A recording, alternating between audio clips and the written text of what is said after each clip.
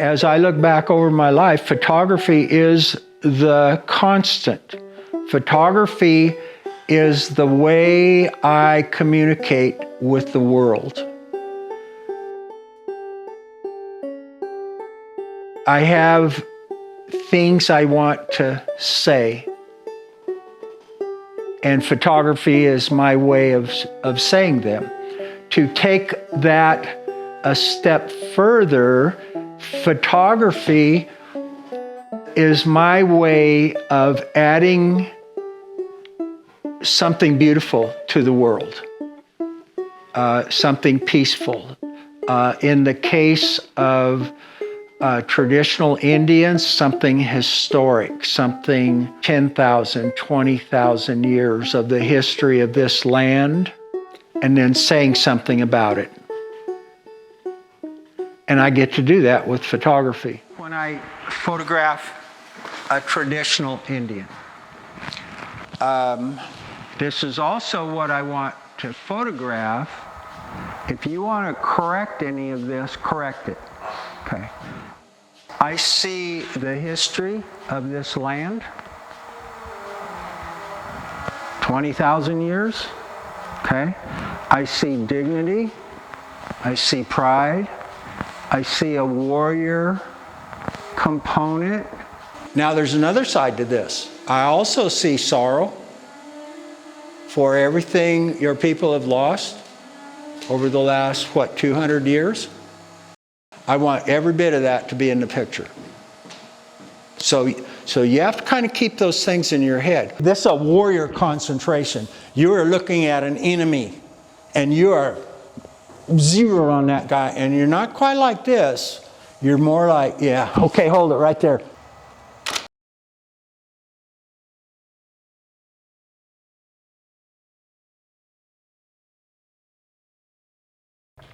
Think tribal, think rough, think 200 years ago, all the way down, ghosty, skull, ghost.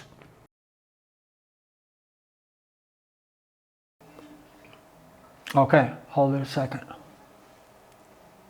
Oh, man. Dude, come towards me just a hair. Okay. And you were a little bit just kind of going inside yourself. You would close your eyes. Hold it. Don't move. Okay, now in your head, I'm gonna tell you what to think, and then you get into that. However you. Okay, you're fasting. You're out in the mountains. You've been there a couple days. Your mind is opening to the spirits. You are searching for a vision, probably something to do with helping your people. How do you heal your people? Right here. Perfect. Right here. What do you think of the picture? Didn't I show him? No, but this one. I forget to do that once in a while. The main guy. That kind of surprise. What do you think? How the fuck you, Rob? Okay, you guys are movie guys. What do you think? He likes it. Visual. Yeah. Damn.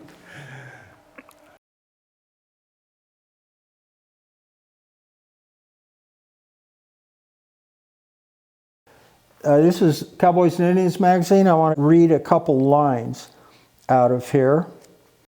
I wrote the article, and it goes like this. Caravaggio, Bach, Ansel Adams, Tolkien, Avedon, Rostropovich. I love art. I need art in my life. I am enormously grateful that art in the form of photography entered my life more than 70 years ago. What is art?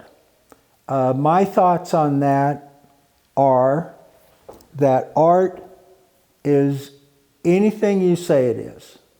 If you say art is hanging a few old beer cans on an old Christmas tree, I don't get a choice. I have to agree. Okay, that's art. But the next part of that is I get to ask, or the viewer gets to ask or decide, is it any good?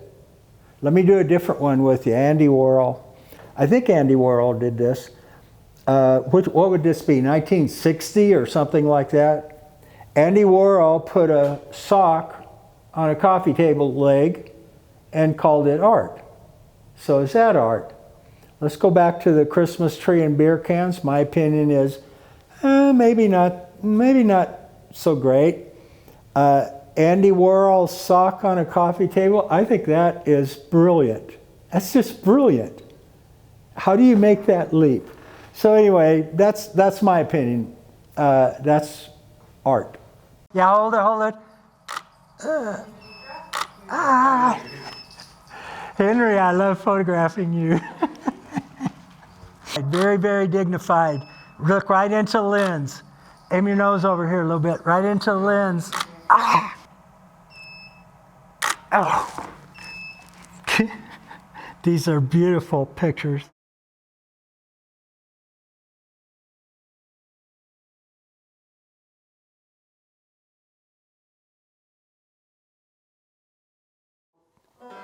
When I'm playing in the morning, part of it is concentration, which is a thing that helps me when I get into a photo session. Concentration.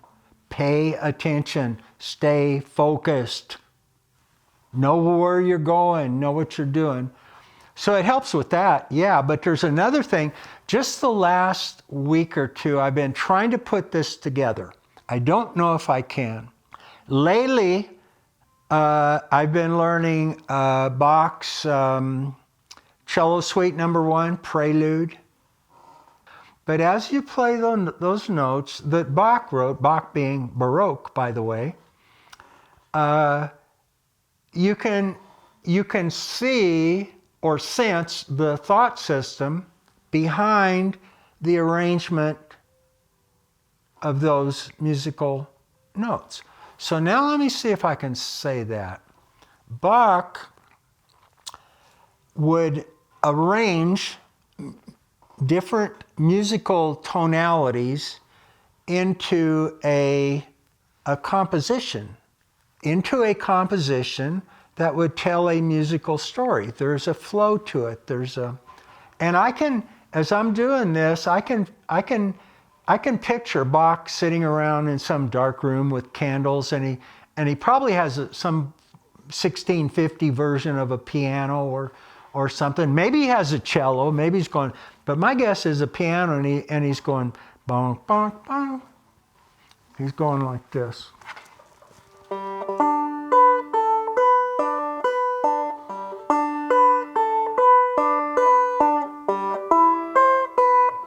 So Bach is taking musical tonalities, arranging them into a composition. Photographically, given a subject, Bach's subject was cello in this case. I take a subject, let's say Jocko, the Indian guy. I arrange him into, in this case, two-dimensional design and a range of two-dimensional black and white tonalities, and I put that together, I compose it, I arrange it, I organize it. This is through the photography and the printing, and there's my picture. And there's Bach's Cello Suite No. 1, Prelude. I just put myself in the same sentence as Bach.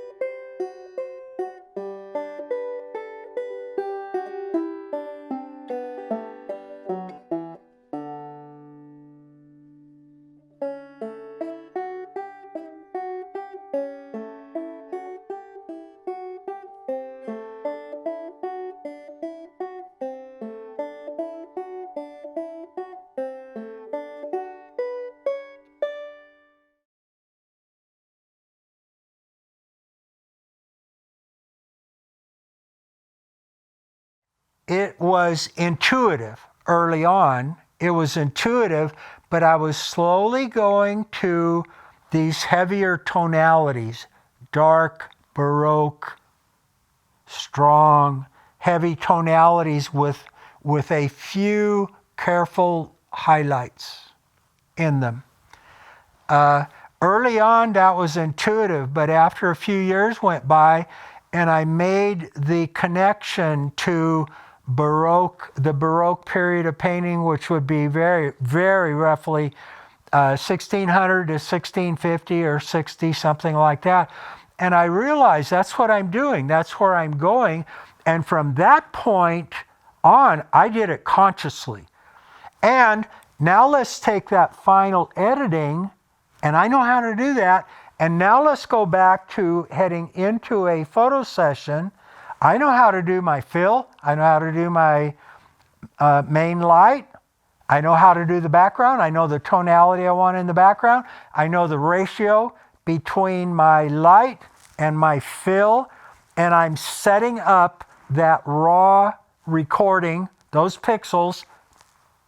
How many pixels? 25 million pixels. I'm setting every one of those things up for my Baroque style of editing when I get it back into a computer. Let me mention John Hoyland here.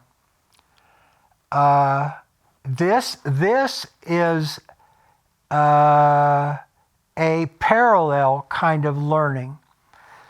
John has become my favorite subject, period. And this, I learned this with cowboys. I want to photograph their soul. To translate that,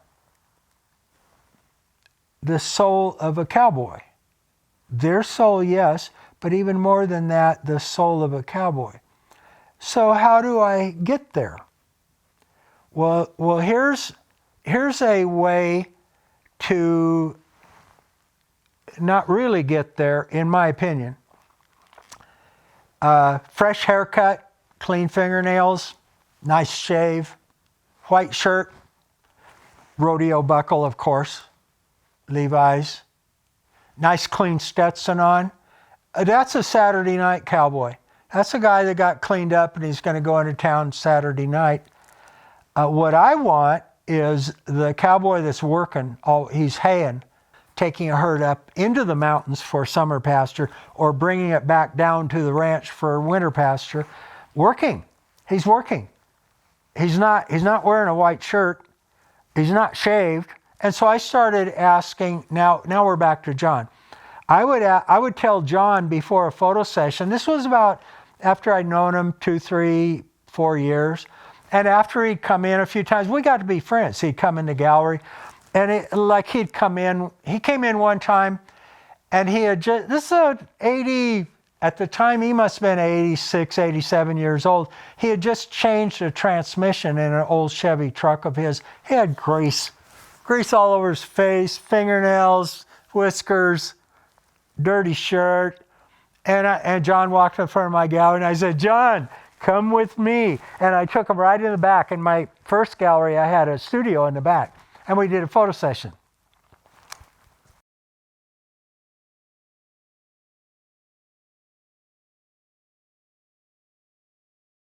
When I would decide I wanted to photograph John, a few days ahead of time, I'd go, John, let's do a photo session. And he'd go, okay. And I go, okay, don't clean your fingernails. Don't get a massage. Don't shave. Don't even take a shower. Don't wash your face. Don't change your shirt. Just come into my gallery. And we started getting some really good photographs.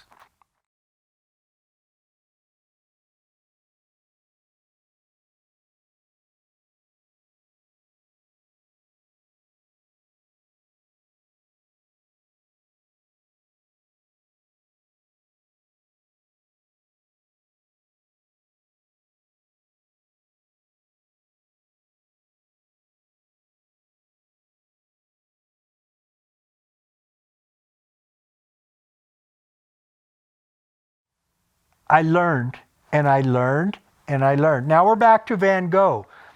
Great things come from a number of small things brought together. And I'm paraphrasing Aristotle. Something about excellence is it's the result of a series of good decisions made.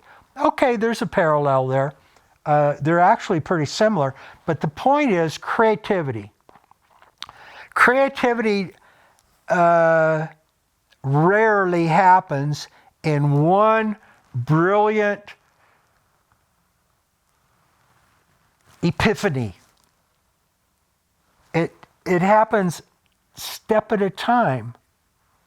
It happens by paying attention, remembering, recording things about, boy, that looked good. Somewhere in there is a description of the creative process. It's a step at a time. It's a persistence. It's a desire. It's a love of your medium. It's a desire to what? To improve, to be better, to see, I don't know. I do this because I want to go there, but I don't, at the moment, I don't know where that is. I can tell you what it was a week ago. The picture is still the person's eyes. And to a slightly lesser degree, face, to a slightly lesser degree, demeanor. In that area, there's what they're wearing. There's certainly the Baroque lighting. But the final thing is the look in their eyes. But if I can go clear down to their moccasins, you get more information as a viewer, to get to the heart and soul of that person. Indian street people. I don't know why, but that gets right into my heart. I didn't think it would.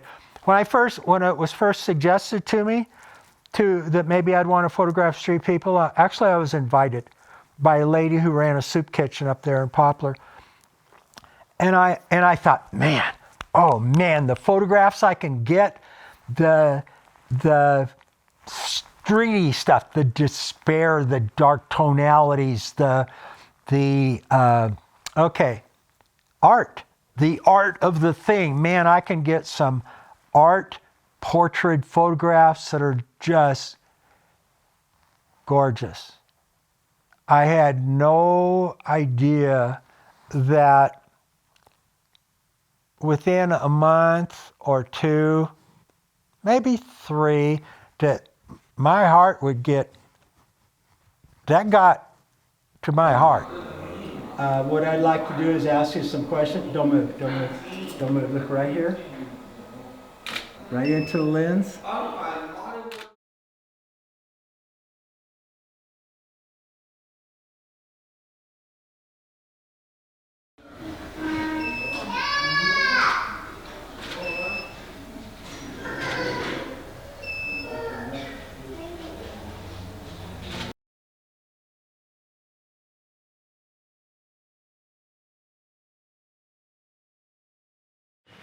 My real name is Agnes Louise Spotted Wolf. I'm from Newtown, North Dakota. I'm Hadassah. My street name is Baby Girl. This book were my pictures in, and I didn't realize I did so, because I was emotional, and Robert captured that, which was cool, because I never let it out. I just kept it with inside me, so. And I know I'm scared. But I think that, made me stronger. Made me stronger and appreciate my life and try to do good.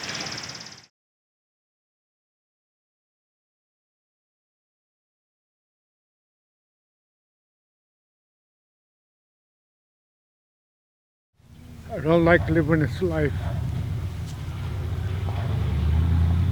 but I got tossed into it, so I got to deal with it. I served my country, and I still got kicked out of my house. I don't know, just surprised. They actually got me in the magazine. And that's when I got a black eye too. Some kid came up to me, tried to steal my bottle. So I cracked him once and he cracked me back.